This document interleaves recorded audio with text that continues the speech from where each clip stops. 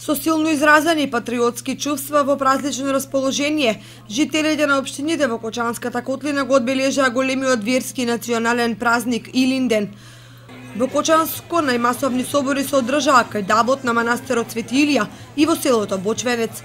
Пред многобројните верници на собрани кај дабот, дедо Милодин Михајлов зборуваше за поновите почетоци на овој манастир, на времето кога во повоено Кочани започнала неговата изградба врз темелите на разрушеното оброчиште.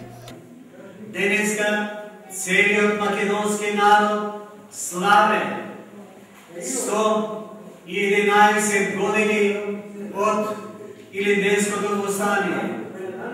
Денеска се слави 70 години од Асно, кога се одржа првото заседание на Асно во манастирот Прокопчински и се донесе првиот устав на македонскиот народ.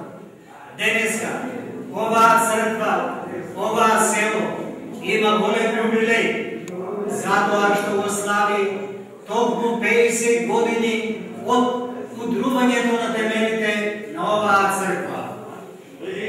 Завршиме богослужбата во црквата во Бели Свети Спас.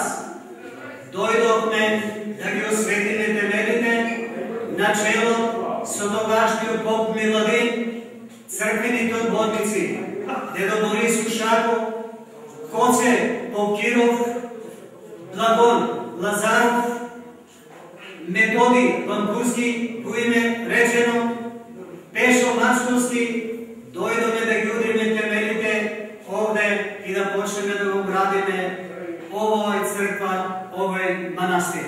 Освен жителите од село Бели, кои доминираа на празнувањето, на развеселениот и убаво уреден простор кај дабот, се распослаа голем број кочанчани како и верници од диаспората. Многу убаво, ово е традиција во нашето село Дабо.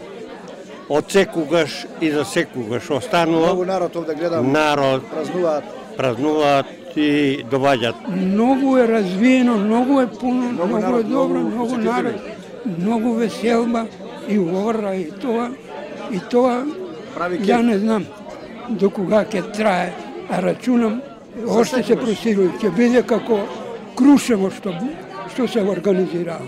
Убав ден, убаво и времето сега, така да доваѓаме да се извидиме со луѓе, да направиме адет. Верски празник, убав верски празник. Илинден го доживувам како еден од најголемите македонски празници. Инаку, тука сум од поредовните гости, полно пати сум доаѓал и уште кога не е празник. И кога не е празник, е така. Мислам дека ова е прекрасен празник и овај амбиент е прекрасен. Вообичаено за вакви празнувања беше поделен и манастирскиот ручек.